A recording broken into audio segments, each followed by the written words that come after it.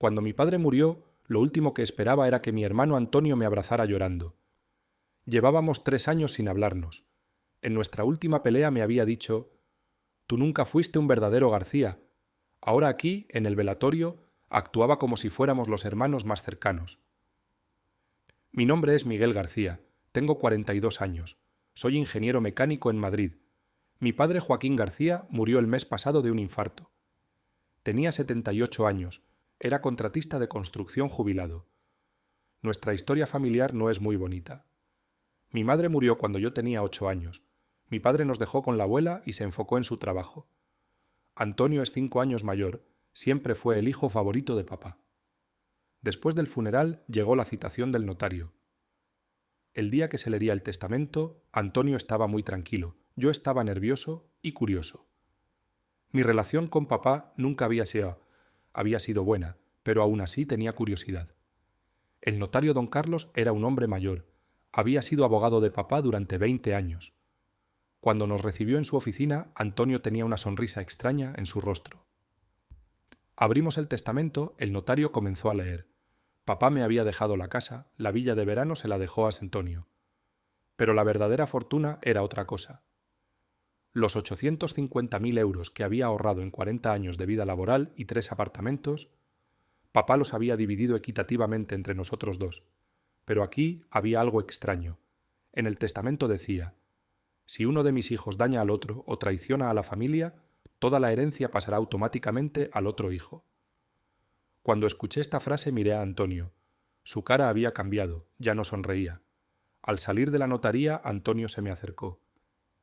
«Miguel, mira lo que te voy a decir. Este asunto de la herencia necesita tiempo para resolverse. Tú estás casado y establecido, no tienes prisa. Yo estoy desempleado, no tengo dinero, dame un poco de tiempo». «¿Qué quieres decir, Antonio?» «Bueno, o sea, yo iba a vender estos apartamentos para abrir un negocio. ¿Puedes esperar?» Había algo extraño en esta propuesta. Antonio nunca me había hablado tan educadamente. Legalmente se hará lo que tenga que hacerse, Antonio, no tenemos prisa. Pero algo dentro de mí no estaba bien. Al día siguiente llamé al antiguo contador de papá, don Ramón. «Don Miguel, mi más sentido pésame. Quería mucho a don Joaquín. ¿Hay algo en lo que pueda ayudarle?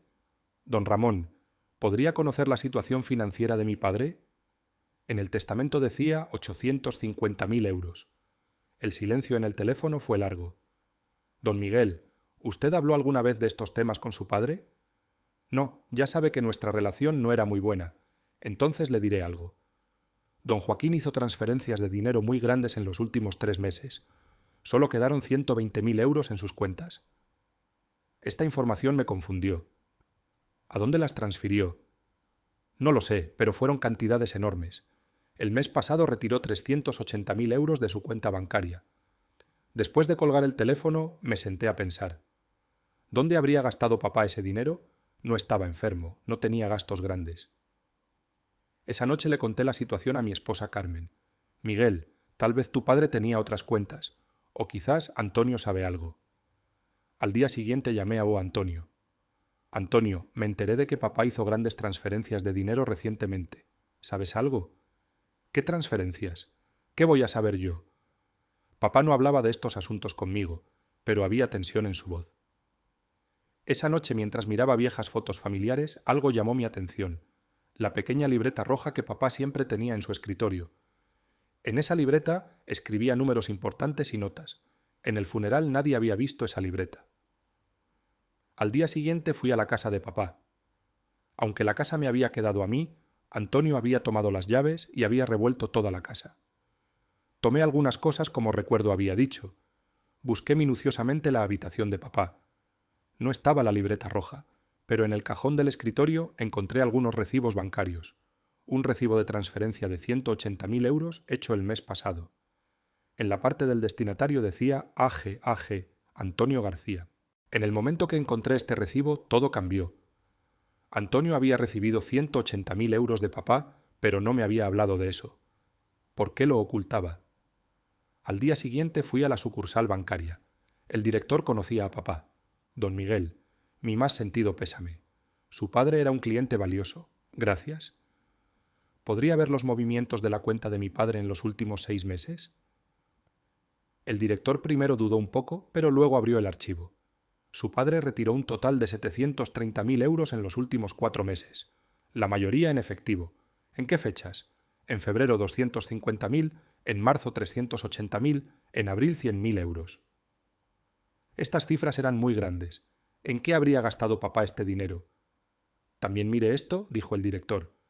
La última operación fue la semana pasada, hecha 2 días antes de su fallecimiento. Retiro de 80.000 euros, 2 días antes de su fallecimiento. Ese día papá estaba en cuidados intensivos. El director miró el archivo más cuidadosamente. Sí, la operación se hizo a las 14:30. Pero espere. Esta operación la hizo una persona autorizada. ¿Persona autorizada? Sí, en la cuenta había autorización de firma de otra persona también, Antonio García. Se me cayó el alma a los pies.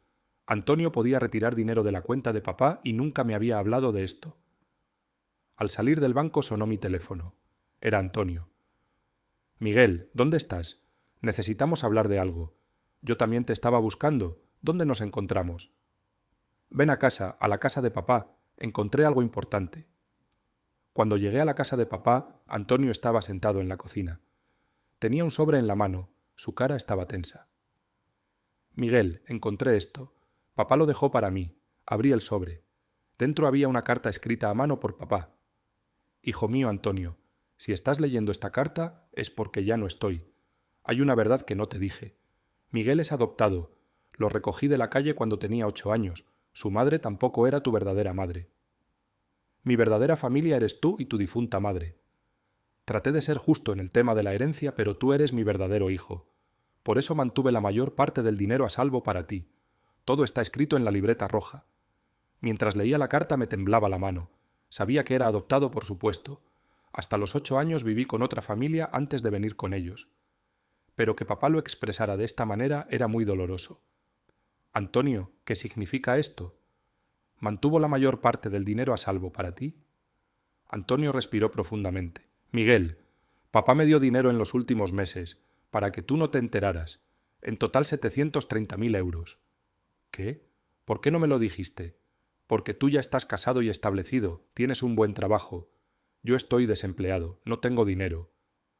Papá lo tuvo en cuenta. Había algo extraño en esta explicación. ¿Y dónde está la libreta roja? También me la dio. Hay algunas inversiones, algunos inmuebles. Todo me lo dejó a mí. ¿Puedo ver la libreta? Antonio dudó. Miguel, mira, resolvamos estos asuntos sin pelear. Papá quería así. Antonio, en el testamento dice partes iguales para nosotros dos. ¿Esta carta fue escrita después del testamento? No lo sé, no tiene fecha. Esto era muy sospechoso. ¿Por qué habría cambiado papá de opinión después de escribir el testamento? Esa noche le conté todo a Carmen. Miguel, esta carta podría ser falsa. Deberías hacer analizar la escritura. ¿Cómo? Hay grafólogos, expertos en escritura. Pueden determinar si realmente es la letra de tu padre. Al día siguiente llamé a Antonio.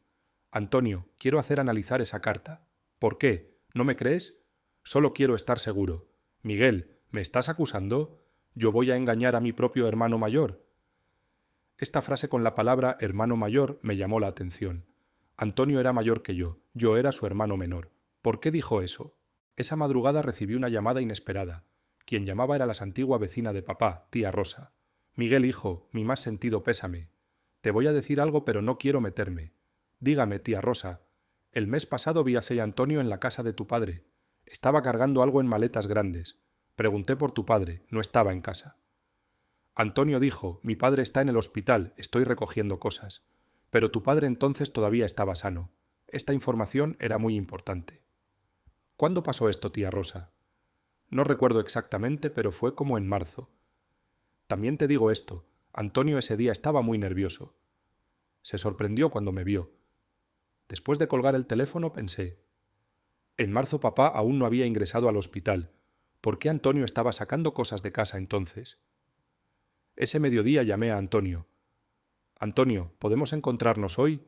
Tenemos cosas que hablar. Miguel, hoy estoy muy ocupado. ¿Puede ser mañana? ¿Dónde estás ocupado? Voy a una entrevista de trabajo. Encontré un nuevo trabajo. Esto también era interesante. Hace una semana decía que estaba desempleado. En lugar de eso hablé con el portero de la casa de papá. Don Alberto conocía a papá desde hacía 15 años. Don Miguel, su padre, había cambiado mucho en los últimos meses. Don Antonio venía constantemente. Cargaba cosas en maletas grandes. ¿Qué tipo de cosas? No sabía, pero eran pesadas. Usaban el ascensor. Un día le pregunté a don Antonio, ¿a dónde van tantas cosas? Dijo: mi padre se muda. Pero don Joaquín nunca se había dicho que se mudaría. Esta información mostraba que Antonio mentía. Esa noche hice un plan diferente. Mi antiguo compañero de escuela, Pablo, era abogado. Le expliqué la situación. Miguel, este asunto es muy sospechoso. Esa carta probablemente es falsa. Además, revisemos también los registros bancarios. Al día siguiente, Pablo y yo revisamos las grabaciones de las cámaras de seguridad del banco.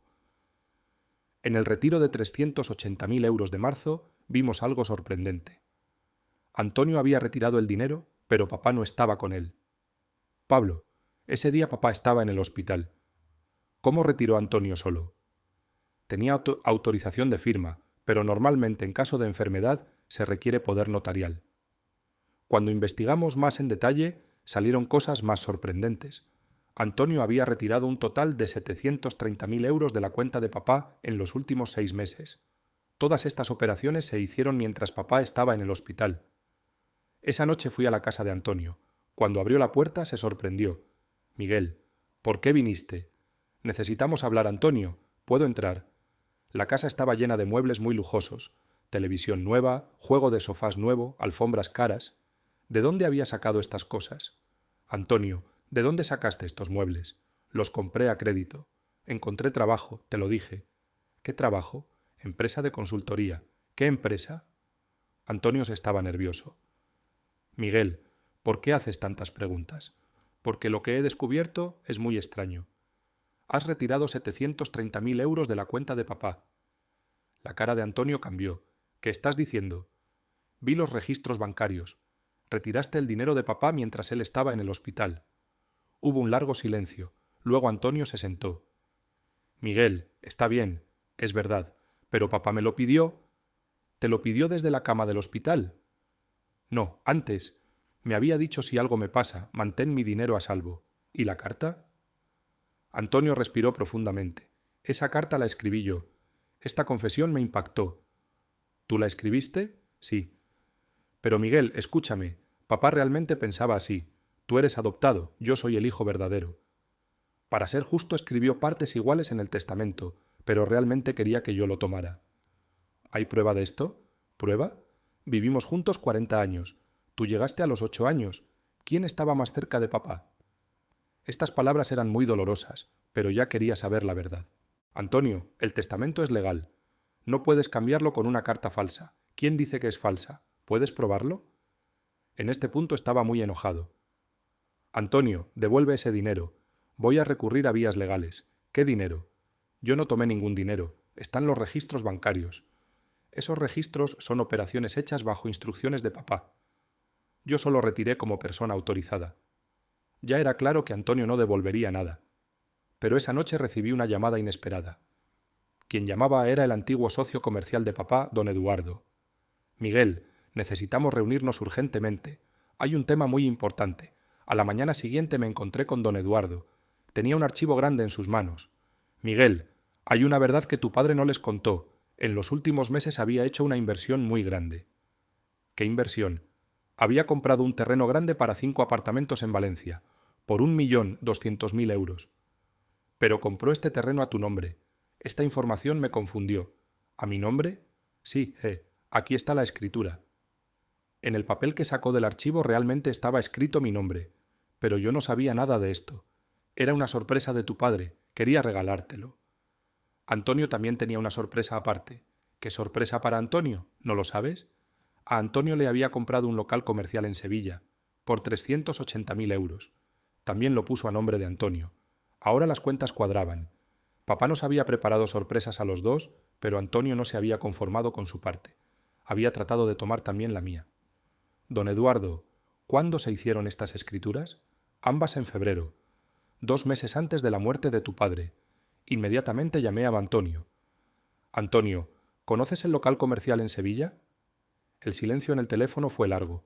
¿Qué local comercial? El que te compró papá lo puso a tu nombre. Miguel, ¿de dónde te enteraste de esto? Me lo dijo don Eduardo. Entonces, sabiendo que tenías una fortuna tan grande, ¿por qué también tomaste mi dinero? Porque eso no era suficiente.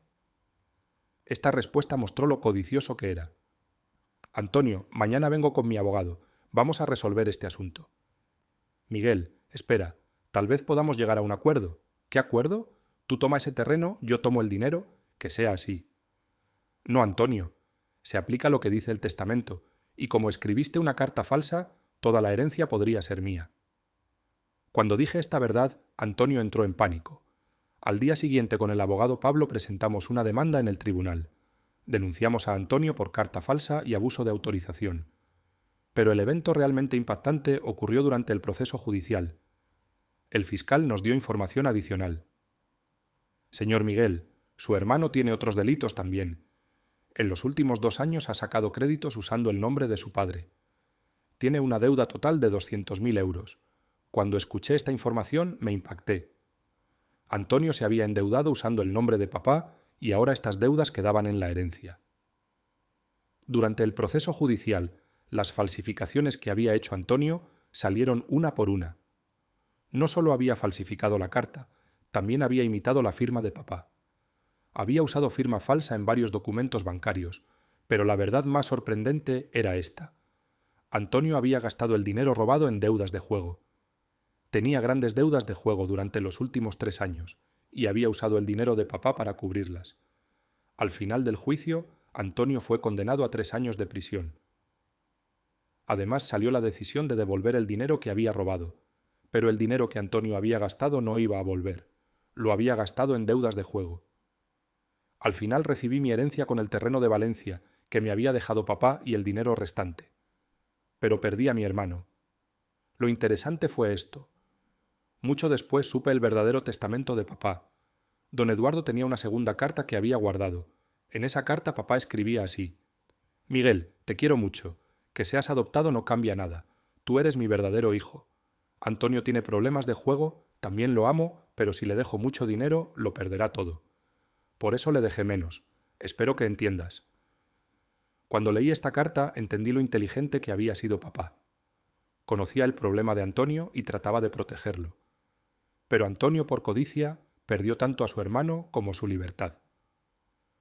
Hoy construí una hermosa casa de verano en el terreno de Valencia, en memoria de papá, y Antonio está cumpliendo su condena en prisión. A veces, los lazos familiares no significan nada al lado del dinero, pero el verdadero amor y esfuerzo siempre ganan. ¿Ustedes qué habrían hecho? Escriban en los comentarios. Si les gustó no olviden dar like y suscribirse. Nos vemos en la próxima historia.